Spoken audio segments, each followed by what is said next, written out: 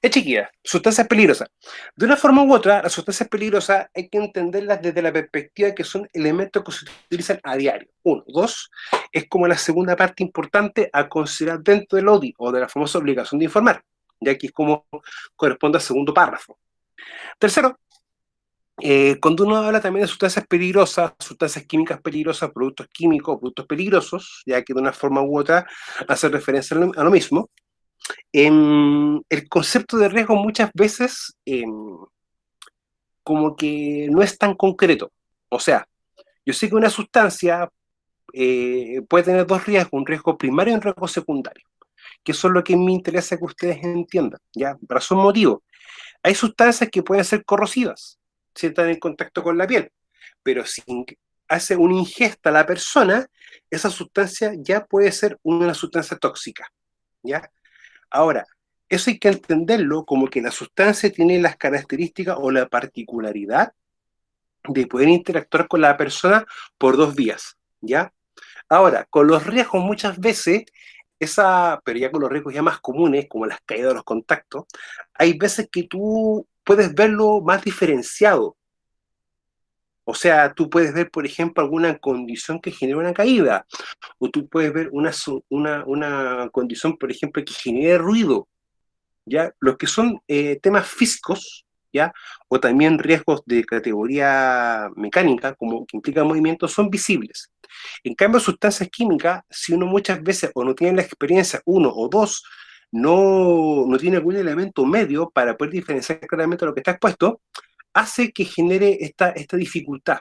Ya, por lo tanto, a veces es como importante como darnos cuenta de que las sustancias peligrosas muchas veces tienen características que no son tan visibles al ojo humano, pero sí son a veces hasta un punto perceptibles por el olfato. Y eso hace muchas veces que, dependiendo de ciertas características de la propia sustancia, esta puede tener varias formas de poder interactuar con las personas, ¿ya? El caso del cloro, por ejemplo, tú el cloro lo puedes tocar y te lavas las manos, sientes jabonosa y el tiempo después sientes las manos resecas. Pero el cloro, uno de los gases que tiene ese producto químico, que no es cloro puro, es una mezcla, una amalgama de cosas en realidad, hace que uno cueste respirar, que en el fondo te bloquea o te obstruye la tráquea, ¿ya? O también te pica mucho la zona de los ojos y te cuesta también respirar a nivel nasal. Entonces, claro, es porque tiene también un riesgo secundario, un riesgo de asfixia. Ya la asfixia no es solamente esto, que una persona le esté ahorcando, ya que eso es como el término común de asfixia. La asfixia, desde el punto de vista químico, hace referencia a que van a haber sustancias que van a desplazar el oxígeno o de otra forma van a inhibir la captación de oxígeno por las células. Que eso es como lo que es la asfixia, ¿ya? Y técnicamente se pueden considerar como sustancias de tipo asfixiantes, ¿ya? Bueno, hay una sustancia peligrosa por autonomasia que es el famoso monóxido de carbono, ya que es una sustancia que no tiene olor, no tiene color, no tiene sabor, pero que en ciertas situaciones o condiciones puede llegar a quitar la vida a las personas, para poder tenerlo en claro. Ahora, con respecto a eso, hay varias medidas de control. Una medida de control específicamente en las casas, en la que se prohíbe tener el gas, o perdón, mejor dicho, el calefón dentro de las casas, o dentro de la cocina o del baño, justamente para evitar la acumulación de esto. Ahora, no olvides que las sustancias peligrosas tienen un ciclo de vida, desde que implica lo que es su transporte, que esto tenemos un decreto supremo, el 248, ¿ya? La disposición final como residuo, que es el 148, el almacenamiento, que es el decreto 43, la venta, que también está normado por el decreto 43, entre otros elementos, ¿ya? Son los distintos cuerpos legales, chicas, que de una forma u otra nos dan obligaciones y también nos van a entregar parámetros de seguridad y medidas de control, ¿ya? O sea, muchas veces el legislador entiende de que hay ciertas características que obligan a que debamos y podamos tener medidas de control más claras, ¿ya? Para poder también trabajar de una forma más concreta. Ahora, si están las medidas de control definidas por ley, hay que también trabajar bajo una lógica. Son las medidas de control que te van a verificar, ¿ya? Ahora, siempre que tenemos sustancias peligrosas hay que tener bastantes precauciones, ¿ya? Por eso que el ODI o la obligación de informar implica eso. Bueno, dentro de lo que para que una sustancia sea peligrosa tiene que tener todas estas características, ¿ya? Y acá me faltó la reactividad o la capacidad que tiene una sustancia para poder reaccionar con otra, que es también lo importante. ¿ya? Acá tenemos dos cuerpos normativos, que es la 382, que vamos a empezar a trabajar un poco ya en la unidad 2, y el decreto 157, ¿ya? La 382, chiquilla, nos da 4 parámetros importantes. Primero que todo, el número 1, el número CAS, que de una forma u otra es el número identificatorio de cada sustancia peligrosa. Cada sustancia va a tener un número o una forma en cómo se puede identificar, ¿ya? Para que lo tengan bien claro. O sea, si uno va en un lugar y ve un accidente y reporta tal número, ojo, va a haber una forma de actuación ante ese número, ¿ya? Y es 157, que es el Reglamento de Pesticidas de Uso Sanitario y Doméstico. Esto de acá se trabaja también mucho desde el punto de vista agrícola, ¿ya? Así que cuando entré con proceso, estemos trabajando ya la unidad 4 de actividad económica, vamos a encontrar también bastante de esto, ¿ya? Para que lo podamos tomar en consideración. Bueno, la definición de sustancias peligrosas, ya que en el fondo significa un riesgo para la salud y seguridad y bienestar de los seres humanos. Y acá vamos a tener varias cosas, como por ejemplo inflamable, que puede producir incendios, puede producir explosiones, si entra en contacto con cierta persona puede generar una enfermedad aguda o un tipo de enfermedad específico, puede corroer también a las personas, generar una enfermedad, y si se ingiere o ingresa por piel, también tiene una característica específica. Ya, recuerden que las sustancias peligrosas también se pueden ver por dos vías, por la dosis oral y por la dosis de ingreso vía cutánea, ya, que son en el fondo las dos formas de ingreso de la sustancia al cuerpo. También tenemos la definición de residuo peligroso, porque toda sustancia que ya pasa a desuso o algún elemento que ha estado en contacto con ella se puede categorizar como un residuo peligroso. Un ejemplo, si tenemos un taller mecánico y elementos que han entrado en contacto con grasas y aceites, de una forma u otra, los wipes, por ejemplo, los paños, los guantes, la ropa que entra en contacto con grasas, se puede eh, definir también como un residuo peligroso, ¿ya? Para que tenga un correcto manejo. Sí, sí, mira, a ver, vamos a explicar una cosita acá, bien puntual.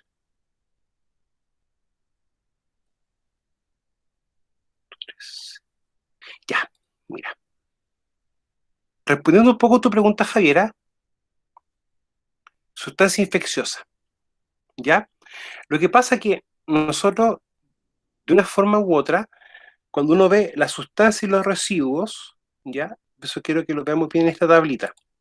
Acá aparece sustancia tóxica, pero no aparece la sustancia infecciosa, que es el 6.2. Bueno, esto es válido para la sustancia y para los residuos. Los residuos peligrosos también se van a tener esta misma clasificación. Ya no lo estás usando, pero los elementos que puedan producir daño también tienen estas características de clasificaciones, para partir de esa base. Ahora, lo que tenemos acá nosotros son sustancias infecciosas. Todo lo que sea bisturí, agujas, jeringas completas, gasas, apósitos o cualquier elemento que haya entrado o tenga algún elemento o fluido humano, ya, pero ojo, que se genere en instituciones de salud, ya como clínicas, hospitales, en lugares de atención dental, por ejemplo, ya, se van a categorizar como esto. Ya, o sea, por ejemplo, ¿alguien de ustedes, las que son mamás, se han percatado que cuando van a colocarle la inyección a los niñitos, bueno, la que corresponde por programa, o sea, las que son, por ejemplo, a los 3 meses, 6 meses, un año, etcétera, hay una cajita de cartón, o en otro lado una cajita de plástico, dice precaución, elementos cortopunzantes, o precaución, agujas, ¿sí? Ya. Esas agujas y jeringas tienen que eliminarse bajo este concepto de acá, como sustancia infecciosa, ¿ya? Para eso, chiquillas, existe un concepto que es famoso REAS. Y el REAS es un reglamento para poder eliminar estos tipos de desechos hospitalarios, ¿ya? Porque igual es un tema no menor, ¿ya? Para que lo tengan también bien en conciencia. O sea, les puede tocar alguna vez asesorar alguna institución de salud, un CEFAM, por ejemplo, una clínica, etcétera. En este contexto hay que recordarse un poquito de esto, pero también recordarse un poco de el famoso REAS, ¿ya? Si nos da el tiempo, más adelante revisémoslos, ya porque el REAS técnicamente no es, ¿cómo se llama? Manejo, o sea, no es contenido del curso, ya, pero sería importante que lo conozcan, que hay veces que, em, a ver, ¿cómo se llama, chica? Em, Muchas veces uno como experto en prevención también trabaja de manera particular. ¿Ya? De hecho, yo el primer tiempo trabajaba particular. A veces me pedían asesorías específicas y puntuales para una empresa X, una empresa de distintos rubros. Entonces, muchas veces uno tiene que saber a lo que está trabajando o está expuesto, ya para netamente poder asesorar de mejor forma. Ya entonces, volviendo un poquito al principio, ya tenemos el tema de lo que es un residuo peligroso, ya, sustancia de residuo peligroso, definición de residuo, y luego bajo qué punto de vista son las características de peligrosidad. Ahora, nunca de las toxicidades, que acabamos de tener su toxicidad desde un punto de vista y otro punto de vista completamente distinto, ya, para no confundir las toxicidades. Ahora, es importante siempre también poder capacitar al personal con respecto a esto. A mí siempre me preguntan, pero profe, ¿qué capacitación específica hacemos con el personal? Ya, desde el punto de vista de las sustancias peligrosas, la capacitación más adecuada es el de buenas prácticas o el de buenos manejos. O sea, un ejemplo, los elementos de protección personal que hayan estado en contacto con algún elemento y tienen que desecharse, dejarlo en un lugar, por ejemplo. Después de cada trabajo, orden y limpieza, limpiar las áreas, dar aviso a la supervisión si, por ejemplo, algún equipo está malo, el tema de leer la hoja de datos de seguridad.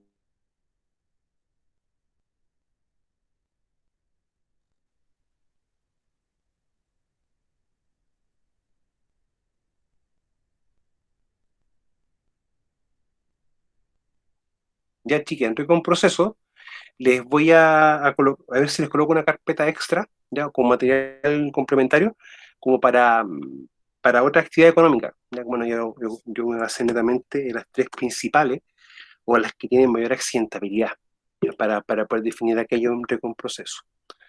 Lo otro importante de esto, bueno, las diferencias de las toxicidades, ya, para poder también definirlo bien, las dosis y las características también, que es lo importante.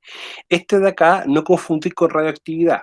¿Ya? Uno. Dos, que un elemento pueda reaccionar con otro y formar un compuesto tercero o generar una explosión o algo violento. Ya, por lógica, es importante como también evitar estas situaciones así. ¿Ya? Evitar generar más cosas de lo que deberíamos. ¿Ya? Para poder también tomarlo en consideración. También la reactividad dentro de los productos químicos viene también cuando se almacenan o se transportan de manera inadecuada, ¿ya? Por ejemplo, si es que guardar en un lugar fresco y seco, no entra en contacto con humedad, lo que es la mercancía o productos, embalarlo de la mejor forma o en cajas especiales para que no ingrese nada de humedad o de agua. Bueno, el 298, que es el otro elemento importante que reglamenta el transporte de cargas peligrosas porque hay caminos, ya para que también ustedes lo puedan tener como eh, yo les recomiendo que lo revisen, ya netamente desde la perspectiva de los parámetros de seguridad que uno debe considerar, ya, porque muchas veces a nosotros a veces nos dicen, oye, pero las leyes no te definen nada. No, sí definen. En este tema de sustancias peligrosas, créanme que Chile tiene una normativa bastante estricta, ya, bastante estricta, o sea, se lo puedo decir con conocimiento de causa. Por lo tanto, esa parte está bien normada, o sea, lo que es sustancia, lo que es minería, está bien normado, ¿ya? Y tiene reglas, normas bastante estrictas. O sea, en minería, por ejemplo, tenemos el famoso reglamento de seguridad minera, el decreto 132. Y ese decreto, chica, mejor dicho, es bien restrictivo.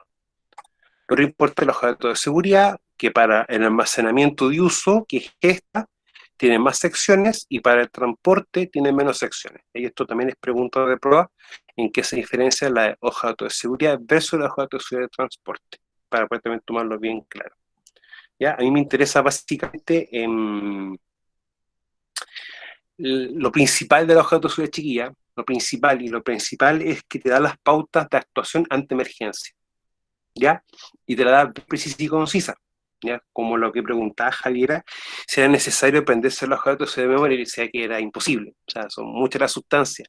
De hecho, miren, si uno, por ejemplo, ve la 382, que creo que lo vemos en su momento, ahí te aparece un listado con todas las sustancias peligrosas. Y se van a dar cuenta que la cantidad de sustancias peligrosas son bastantes. Deben ser algo más de 10.000 sustancias, incluso muchas más. Entonces es imposible aprenderse la forma de actuación de cada una de las 10.000 sustancias, o de las que sean en realidad. Por lo tanto, importante saber específicamente lo que tienen que tener en consideración. ¿Ya? Básicamente esto es lo que me interesa. ¿Ya? O sea, cuál es el objetivo y el propósito de la hoja de datos de seguridad.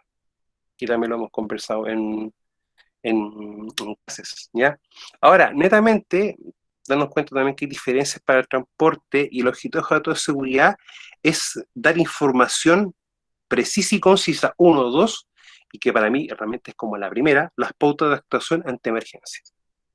¿Ya? Para poder también tomarlo en conciencia. Ahora, emergencia, chiquilla, yo sé que es una palabra que quizás no hemos nombrado, pero emergencia pues, para usted tiene que ser cualquier hecho o actividad que te saca de tu normal funcionamiento. O sea, un incendio de una emergencia, un sismo de una emergencia, un terremoto de una emergencia, para no olvidarnos de aquello. Luego vimos también un poco lo de la 1411, que es lo que tenemos acá, ¿no? O la famosa NFPA 711, ¿ya? Vemos que cada uno de estos colores va a significar algo y que la severidad del riesgo va de 0 a 4, ¿ya? Por si acaso, o sea, 0 implica algo menor y 4 algo mucho mayor, ¿ya? Para poder tomarlo en cuenta. Y el color blanco hace también referencia a lo que son los famosos casos especiales, ¿ya? Lo principal de esto es que si tenemos bodega de almacenamiento de productos peligrosos, este rombo sea visible a lo menos a unos 15 metros, ¿ya? Para tomarlo en consideración. O sea, no es algo tan difícil de poder lograr a veces. Ahora, hay muchas empresas que que muchas veces compran las bodegas, ¿ya? O en su efecto lo que hacen muchas de las empresas, la gran mayoría en realidad, mandan a imprimir las señaléticas, ¿ya? A imprenta. Entonces hay que pedirles de una forma u otra que eh,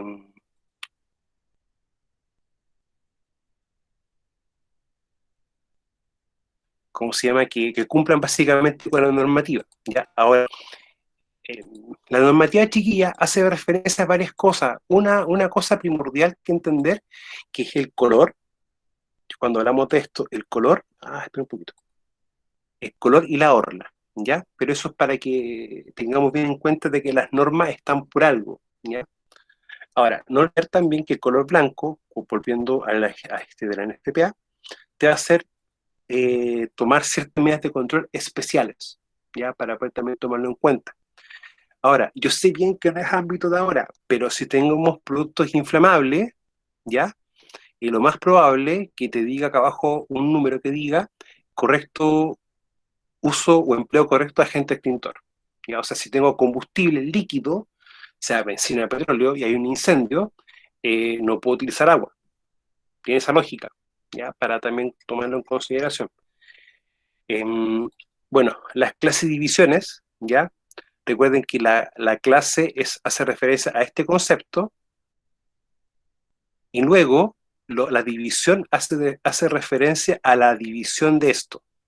O sea, acá tenemos tres tipos de gases, acá también tenemos, bueno, se me olvidó colocarlo acá, los tres tipos de líquidos distintos, ¿ya? O sea, y recuerden que los líquidos se diferencian en temperaturas, ¿ya? Para no considerarlo. Entonces, esta tabla de acá está hecha en función de las sustancias que se pueden manipular, se pueden almacenar y se pueden transportar sin mayor complejidad en cuanto a permisos, ¿ya? ¿Requieren permisos? Sí, pero no son permisos tan restrictivos como el caso de los explosivos. Ahora, ojo con lo que dije.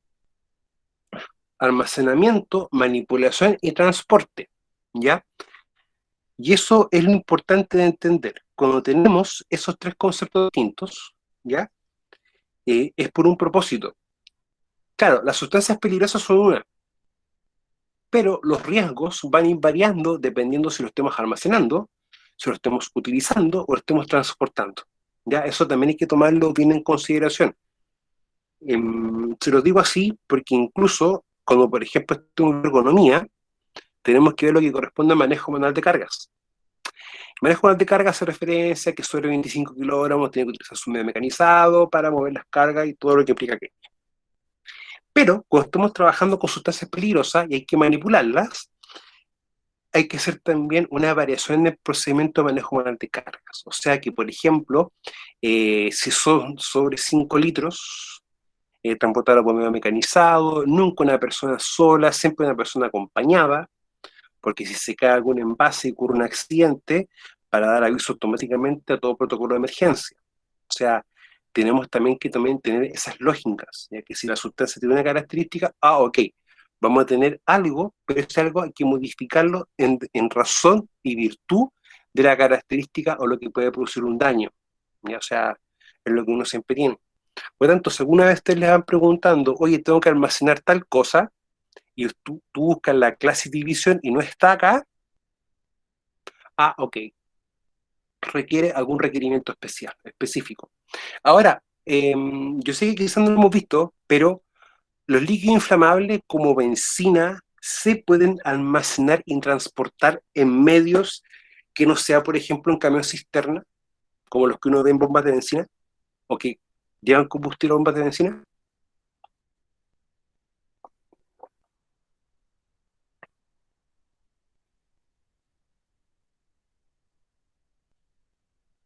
¿Estás seguro? Ya, Jessica, técnicamente sí, pero, siempre está el pero, hay limitantes en cuanto a los litros máximos. Ya se puede hacer transporte de combustible, por ejemplo, pero hasta 1.000 litros bajo ciertas condiciones de seguridad. Lo otro, si tengo una empresa y requiero yo tener un abastecimiento de combustible, puedo almacenar hasta una cantidad máxima de litros y en ciertas condiciones de seguridad, ¿ya? Y si mi memoria no falla, no puede sobrepasar los 1.000 litros. Y de hecho, por ejemplo, venden los estanques móviles, ya los venden. No son baratos, ojo, no son baratos, o sea, tienen también su costo económico, o sea, hace como que diferencia eso, pero para poder tomarlo en consideración, porque esa es una de las preguntas que a mí, como cuando yo trabajaba, me tocaba hacer asesoría y me preguntaban mucho. Entonces, cuando uno tiene esa duda, lo que uno tiene que hacer es acudir directamente a la Superintendencia de Electricidad y Combustible, el famoso SEC, ¿ya? Para poder también tomarlo en consideración. Entonces, lo que tenemos acá es lo que puede ser trabajado y tratado sin mayor problema o con permisos que no impliquen trámites tan complejos o tan difíciles, ¿ya?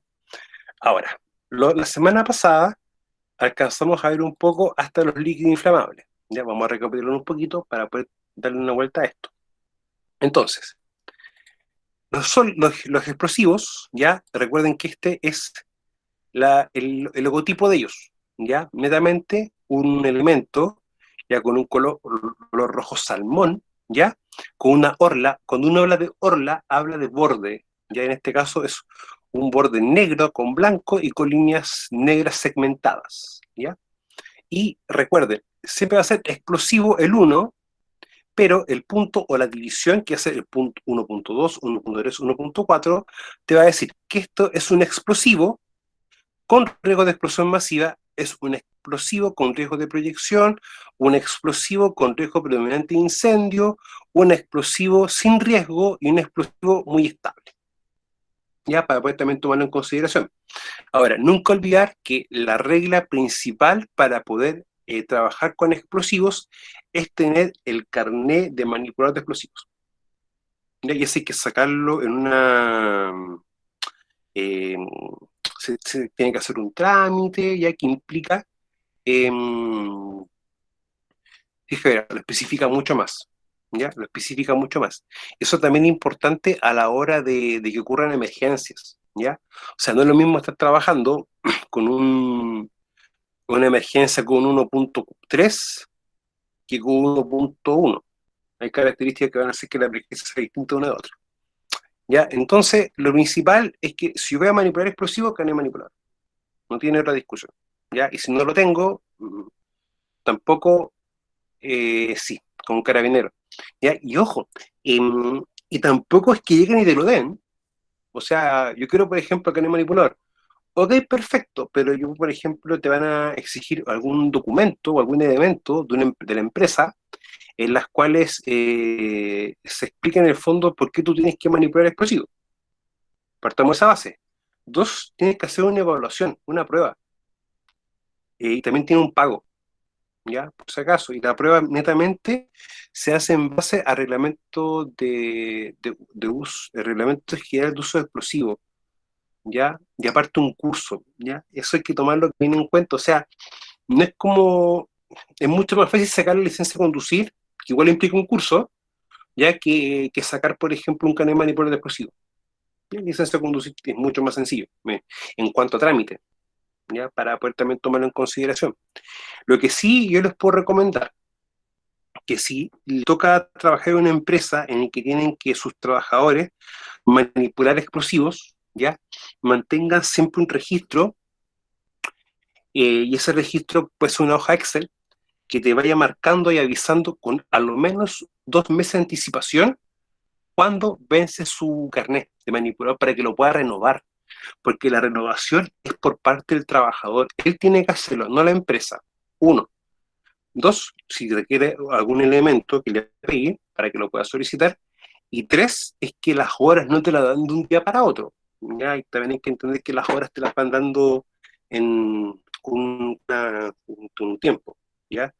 Por eso es importante que, aunque nosotros no podamos tener o se trabaje mucho en este contexto, si nos toca trabajar, ok, ya tenemos que tener claro que la otra recomendación que uno da siempre para las empresas en relación a los explosivos es que tengamos también un listado con todos los trabajadores que manipulan explosivos y una copia de su carnet de manipulador, ¿ya?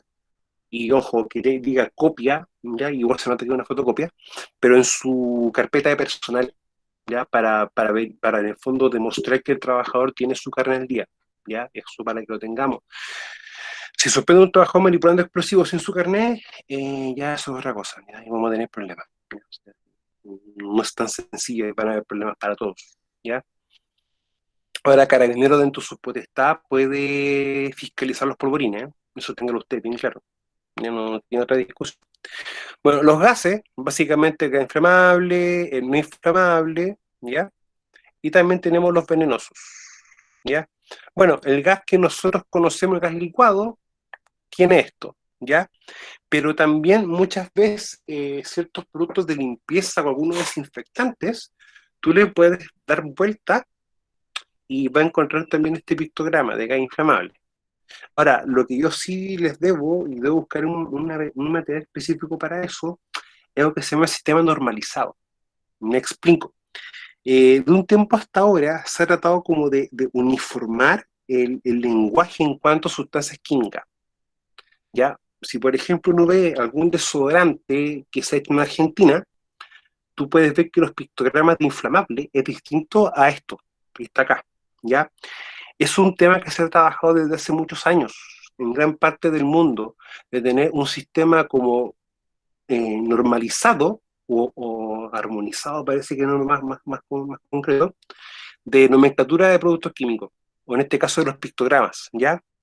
Ahora, de una forma u otra, esto de acá lo ha normalizado, ¿ya? Pero también se está buscando que estos de acá sean como lo mismo aquí en todo el mundo, ¿ya? Para poder también tomarlo en consideración. Los líquidos inflamables, no olvidar que se van a diferenciar por la temperatura de inflamación, o sea, la temperatura a la cual eh, los vapores pueden producirse ya con un fuego, ¿ya? De hecho, voy a igual verificar el concepto de temperatura de inflamación para no mandarme un carril con respecto a eso, ¿ya? Porque hay veces que yo confundo, ojo yo, la temperatura de inflamación con el punto de inflamación, que son cosas distintas, ¿ya? Que eso también hay que como diferenciarlo para poder también tomarlo en consideración. Lo otro que son los sólidos, y los sólidos inflamables, que en este caso, material espontáneamente inflamable o peligroso en contacto con agua, ¿ya? Si tenemos ese escenario, ¿ya? Que es, por ejemplo, acá, en el caso 4.3, que es la única diferencia que tiene con los demás, si ustedes se han dado cuenta, todo lo que es inflamable tiene un color rojo, pero esta es la excepción. Si tenemos ese caso puntual y nos toca tener que transportarlo, ya, acá yo digo, ok, por esta división, si elementos 4.3, lo que uno recomienda siempre en cajas herméticas. no tiene otra discusión. Ya para así poder evitar algún drama o alguna equivocación o problema, ya netamente por un mal manejo, ¿ya? Los accidentes con productos químicos, la mayoritariamente de las veces ocurren por algo muy puntual y específico, por mal manejo, por no cumplir o no tener buenas prácticas, ¿ya? Miren, por ejemplo, el reglamento de seguridad minera 132 con respecto a los explosivos dice algo bien concreto. No se puede prender fuegos a una distancia X de los explosivos. O el chofer o el ayudante no pueden andar, por ejemplo, fumando o quemando algún producto de tabaco, ¿ya? Y eso son prohibiciones, ¿ya? Que en el fondo se trabajó en las cometas y se transformó en un acto subestándar, un acto que está definido por decreto, por ley. Entonces también para poder evitar aquello. Bueno, material espontáneamente combustible, que en estos casos, como con estos que son elementos sólidos, lo que uno recomienda a la hora del almacenamiento, chicos, es revisar bien la hoja de datos de seguridad, ¿ya? ¿Para qué? Para poder almacenarlos, manipularlos y transportarlos, pero bajo los parámetros del fabricante, ¿ya? Para tomarlo en consideración. Y los sólidos anteriores, que son, por ejemplo, sólidos inflamables, ya que es lo que podemos tomar acá. Ahora, ¿hay ejemplos de esto, chiquillas? ¿Alguien sabe ustedes de esto? ¿Si existe algún ejemplo material que tenga estas características?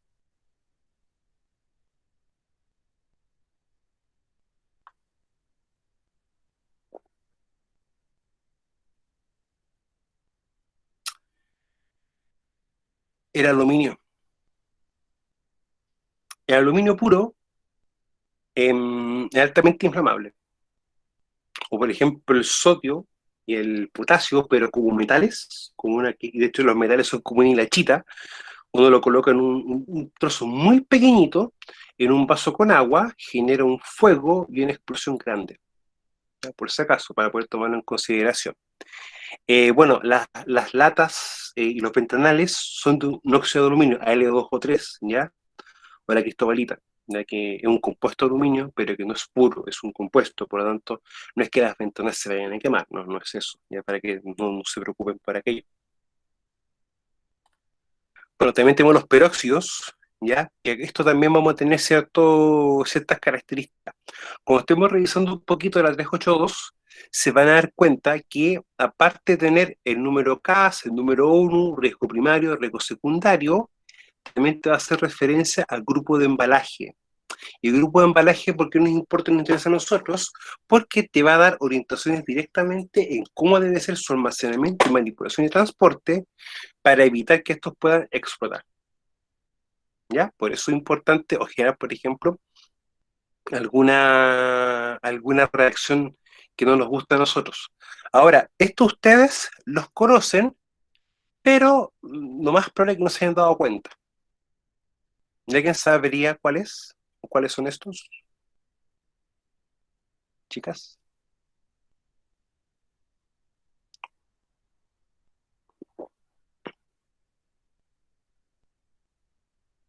Ya. ¿Alguna de ustedes ha utilizado cuando ha lavado ropa? Yo lavo ropa en mi casa, no tengo problema con eso. Encuentro que es una labor que tienen que hacerlo todos. ¿Ha utilizado esas bolsitas que vienen con un desmanchador en polvo y que uno tiene que echarle al agua caliente y la ropa para poder quitar algunas manchas? ¿Sí? Y he notado que el agua se pone como un poquito con temperatura un poquito caliente o donde está la mancha y empieza a hacer. Si el agua oxigenada, de hecho, se reconoce un peróxido. ¿Ya? Algunos blanqueadores tienen esta característica, son peróxidos también. ¿Ya? Por lo tanto, cuando ustedes estén remojando alguna ropa para poder desmancharla, le aplican eso y agua caliente, y empieza a también generar unos gases y unos vapores. Por lógica, si van a utilizar eso, se tienen que hacer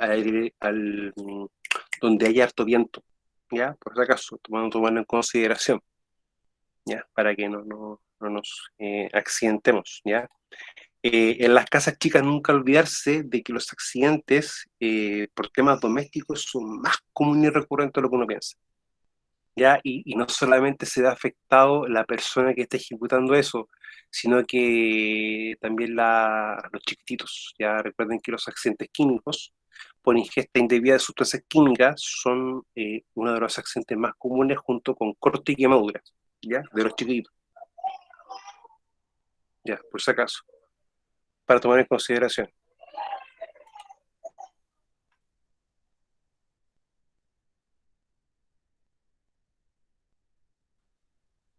Ahora, las clases, bueno, acá tenemos sustancias venenosas, ¿ya? Que acá básicamente lo que está acá, ustedes lo pueden ver mucho en los ácidos, ¿ya? Cuando ustedes han visto alguna vez un camión que transporta ácido sulfúrico, esos camiones con un estanque naranjo, dice peligro, ácido sulfúrico, y tiene un rombito que aparece con esto que está acá,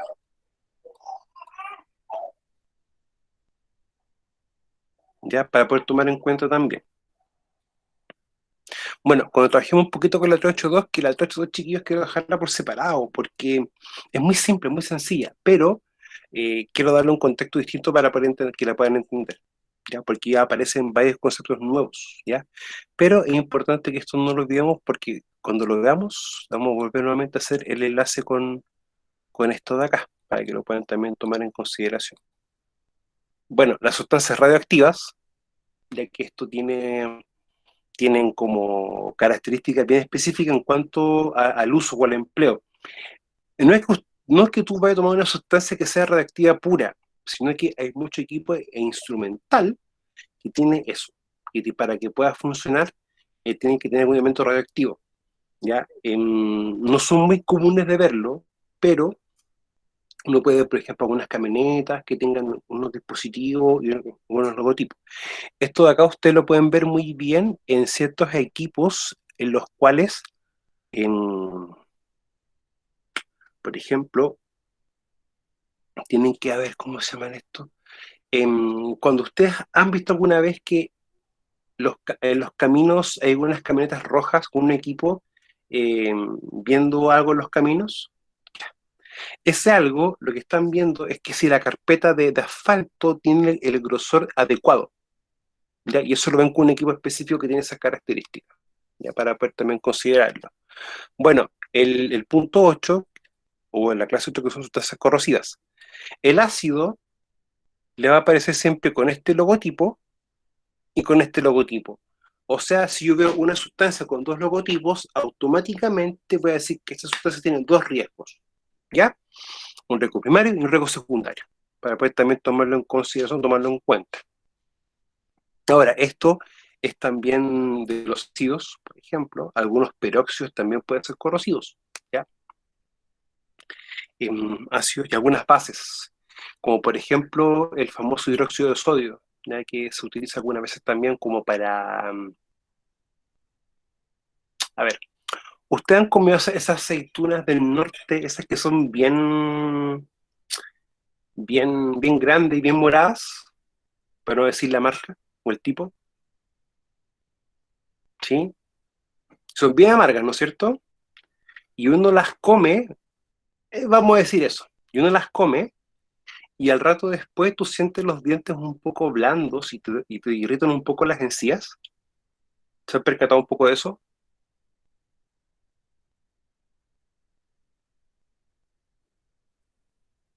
Sí, ya. Bueno, en un aspecto, las ablandan con un hidróxido de sodio, que es una sustancia corrosiva, y luego las tiñen con un sulfato de ferro. Por eso que cuando uno va a algún lugar y, por ejemplo, a alguna feria, eh, elementos así, uno cuando pasa por el puesto uno siente un olor, ¿ya? Bueno, ahora por eso se recomienda que uno las puede comprar y tiene que lavarlo un par de veces, ¿ya? Para poder consumir. Netamente por eso queda con esas características, ¿ya? Para poder también tomarlo en consideración. Y lo otro importante son los productos o sustancias peligrosas varias, que van a ser productos que van a tener este logotipo, ¿ya? Y que generalmente no van a tener como las otras características de peligrosidad, pero aún así tienen una característica, no como las anteriores. ya, por ejemplo, como algún motor eléctrico, algunos productos de limpieza que no tengan otras características, entre otros elementos, ya, y eso ustedes lo pueden ver dentro de la etiqueta, ya, para poder también tomarlo en consideración. Bueno, lo que corresponde también a la famosa tabla de incompatibilidad, que no olvidarse que esta tabla de incompatibilidad está hecha en función de las sustancias que nosotros podemos trabajar, manipular, almacenar y transportar sin mayores inconvenientes o con un menos trámite de permisos, ya por si acaso, para poder tomarlo siempre en consideración. Esto queremos acá, chiquillos, porque de una forma u otra, a ti te pueden fiscalizar, te pueden pedir, por ejemplo, tu listado de productos químicos, ver cuál es la clase de división, y bajo eso te pueden también, por ejemplo, dar una recomendación de almacenarlos por separado, porque hay incompatibilidades y pueden reaccionar ambos, puede producir un efecto o un daño mayor, para poder también considerarlos. Y lo otro, que estos rompitos, como lo que hemos visto, ya son obligatorios. ¿Para qué cosa? Para el transporte de sustancias peligrosas por calle y caminos públicos, ¿ya? Para poder también considerarlo, ¿ya? Y lo otro, que muchas veces no cometer el error que para transportar productos químicos o sustancias peligrosas, los vehículos tienen que tener una estudio mayor de 15 años y una serie de características que estos deben tener. ¿Ya? Ahora, chiquillos, vamos a continuar un poquito ya con lo que son los límites de exposición, que es para poder reforzarlo y trabajarlo un poco más, ¿ya? Entonces, chicas, si se dan cuenta, acá ya tenemos lo que es como una de las bases para trabajar con sustancias peligrosas y lo que corresponde a la norma China 382, ¿ya? Lo vamos a ir trabajando ya adentrado más en esta parte de la unidad, ¿ya? En riesgos metales químicos 2, básicamente lo que tenemos acá, ¿ya? Para poder también tomarlo en consideración. Ahora, de aquí en adelante, en los elementos que podamos, ¿ya? Vamos a ir trabajando con propuestas de medidas de control, ¿ya? Para ir adelantando y trabajando un poquito más adelantado lo que es taller 3, ¿ya? Para poder lo que es el control de riesgo. Bueno, la parte química yo siempre he insistido.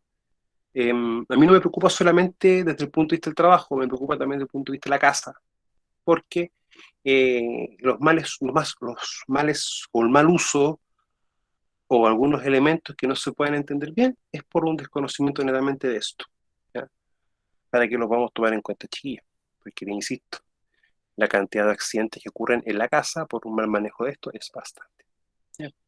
Ahora, el límite de exposición, nunca olvidar que vamos a tener desde el título 4 de 594, ya que va a ser lo que tenemos acá, ya para sustancias químicas y para agentes físicos, o sea, agentes físicos, ruido, vibraciones, iluminación, entre otros elementos, ya para poder también considerarlo un poquito más adelante. Lo importante de esto es saber qué cosa, que ya este título nos va a servir como valor de referencia para poder, cuando nosotros hagamos distintas evaluaciones, o para poder hacer en realidad la evaluación, de decir si no estamos en riesgo, estamos en riesgo, estamos en una situación excesivamente un riesgo muy alto, ¿ya? Por eso es importante que nunca olvidar aquello. Cuando nosotros vemos parte química, el evaluar en sí es medir y comparar. Y el 594 me da el parámetro para poder comparar. Eso es lo primordial para nosotros, que lo podemos entender de esa perspectiva, ¿ya? Porque muchos dicen, pero profe, la evaluación está incompleta. ¿Por qué? No tengo con qué comparar con esto, con el 594. Ahora, nunca olvidar que si yo no tengo el cuerpo normativo acá en Chile, la misma normativa legal, las mismas leyes me permiten poder utilizar un elemento de referencia, siempre y cuando este cumpla con ciertas características, ¿ya? Y que sea por alguna institución reconocida, entre otros elementos, ¿ya?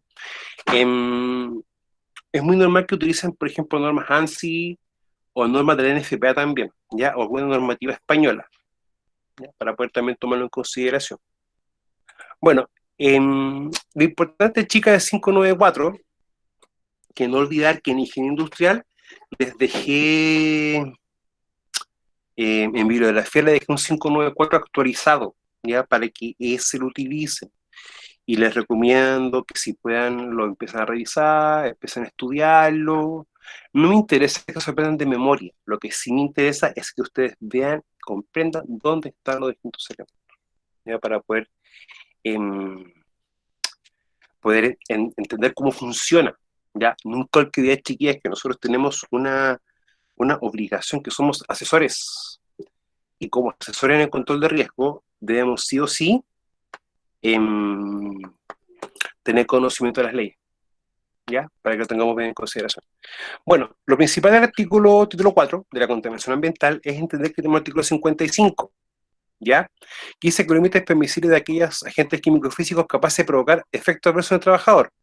¿Ya? Ojo, efectos adversos, o sea, cualquier efecto que sea alejado o distinto de un efecto normal o esperado para un trabajador, ¿ya? O sea, lo que hay que entender siempre es que nosotros tenemos que aplicar controles ¿para qué? Para poder evitar o minimizar los efectos adversos, ¿ya? Eso es lo importante de poder tomar en cuenta, ¿ya? Recuerden que nosotros debemos mitigar los riesgos. Eso lo podemos hacer uno con medidas de control, ¿ya? Ahora, el concepto de medidas de control lo vamos a seguir trabajando, ¿ya? Lo vamos a seguir trabajando porque de una forma u otra hemos hablado de las medidas de control blandas, las medidas de control duras, la señalización, las advertencias, entre otras cositas.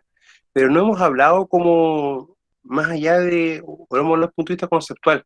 Ya me interesa que empecemos a trabajar cosas más concretas. Y para eso tenemos un taller completo para poder trabajarlo así. Entonces, los límites de la seguridad biológica, así como límites permisibles de agentes químicos físicos, deberían ser revisados o deberán ser revisados cada 5 años, ¿ya? Ahora, esto es uno de los elementos importantes de la seguridad biológica que va a tener siempre mucha relación con esto, con las sustancias peligrosas. Pero básicamente para poder ir viendo y definiendo de una forma u otra cómo está siendo la exposición de los trabajadores, ¿ya? Ahora, yo he visto hasta el cansancio que desde el punto de vista de la seguridad es a veces más complejo poder ver bien si las medidas de control funcionan. Uno en el fondo va revisando si los accidentes van disminuyendo, pero con los agentes químicos y agentes físicos, basta que uno pueda hacer mediciones en el ambiente, más mediciones en el puesto de trabajo o mediciones en la persona. Ir tomando esos parámetros para ir viendo la evaluación ambiental, que en el fondo es la evaluación, la evaluación higiénica es la evaluación ambiental más la evaluación del trabajador, ¿ya? Tomarlo en cuenta. Y nunca olvidarse tampoco de que el mismo 594 también te va a definir los parámetros de evaluación, o mejor dicho, cada cuánto se tiene que evaluar, ¿ya? Para poder también tomarlo en cuenta y no olvidarnos de aquello. Lo importante, los límites permisibles para sustancias químicas y agentes físicos son índices de referencia y riesgo ocupacional. Y esto es que ser bien concreto. Si yo voy y mido y estoy sobre los parámetros, para la gente que sea, automáticamente ya estoy con un riesgo ocupacional alto. ¿Ya? O sea, hay un riesgo para mis trabajadores que están realizando sus ocupaciones en el lugar de trabajo. Eso es lo importante entender, chiquillas. O sea, una cosa es la manipulación y otra cosa es la mala manipulación o manipulación inadecuada. Y eso sí genera problemas, para poder también tomarlo en consideración. Chiquillos, no se me arranquen todavía.